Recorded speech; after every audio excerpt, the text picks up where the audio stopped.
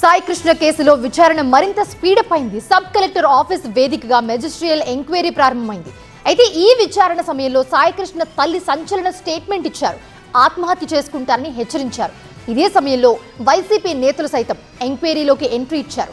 Overall గా ఏం జరుగుతోంది ఈ కేసులో? ఎన్టీఆర్ జిల్లా సబ్ కలెక్టర్ కార్యాలయంలో జరిగిన మెజిస్టీరియల్ విచారణ ఏపీ రాజకీయాల్లో సంచలనంగా మారింది. సాయి కృష్ణ కేసుపై సబ్ కలెక్టర్ కు ఆర్డీఓకు కీలక ఆధారాలు సమాచారాన్ని అందజేశారు ఆయన తల్లి విజయలక్ష్మి. విచారణ తర్వాత మీడియా ముందుకు వచ్చిన ఆమె కొన్ని సెన్సేషనల్ కమెంట్స్ చేశారు. తన కుమారుణ్ణి సిఐ నాగరాజు అతి దారుణంగా చంపాడన్నారు విజయలక్ష్మి.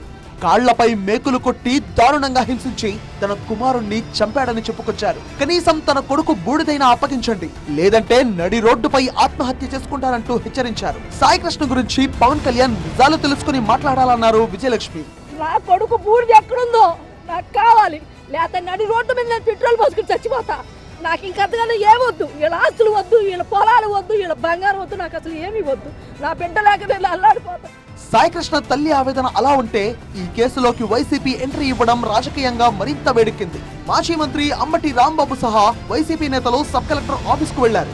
విచారణ అధికారికి తమ అనుమానాలను వినతి పత్ర రూపంలో అందజేశారు. ఈ కేసులో పోలీసుల పాత్ర అత్యంత అనుమానాస్పదంగా ఉందని, పెద్ద తలకాయలను కాపాడేందుకే కుట్ర జరుగుతోందని అంబటి రాంబాబు ఆరోపించారు. ఉన్నటువంటి ఆధారాలను తుడిచిపెట్టి వక్ర మార్గంలో పెట్టే కార్యక్రమం చేస్తుంది. ఎక్కడో వెళ్ళిపోయినటువంటి డెడ్ బాడీ యొక్క ఎముకలు తీసుకొచ్చి పోలీస్ స్టేషన్ పైన పెట్టి ఇక్కడే తగలేసాడు నాగరాజు చెప్పడానికి ప్రయత్నం చేస్తున్నారు.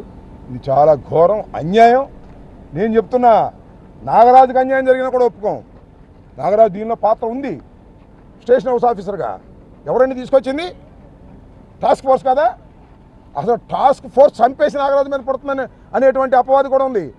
టాస్క్ ఫోర్స్ చంపేసిన తర్వాత అది నాగరాజు మీద నెట్టాలనేటువంటి ప్రయత్నం చేస్తున్నారు అనేది కూడా ఉంది. వాళ్ళ కన్న కొడుకు బూడిద కోసం రోడ్డుపైకి వచ్చిన తల్లి పోరాటం ఒకవైపు, కేసును తప్పుదోవ పట్టిస్తున్నారంటూ విపక్షాల ఆరోపణలు మరోవైపు.